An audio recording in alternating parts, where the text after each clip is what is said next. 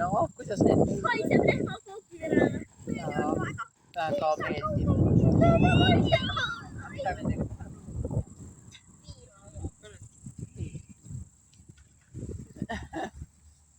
Ei, nemad ei anna ju piima.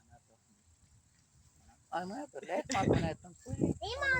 Seal on kirjas ka täpselt, kes neil on. Siin on selle peal kirjas. Pullid ja lehmad. 5 väike pull, 4 härga, 2 lehmikut ja 5 lamb ja 5 lehmik on noor lehm ja siis on need suured lehmad. Nii et 7 lehma ja 5 seda pulli nii-öelda. See vist on ise, kes on siin kõige sündinud alles sellel aastal see väike, kes siin ees seisab.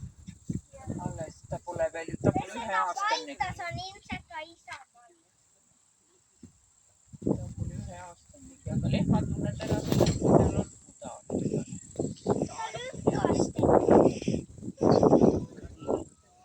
See, kes praegu siin meie on lehm, tal on udav, vaata, näed, et lisad paistavad, ta lihtsalt kui keegi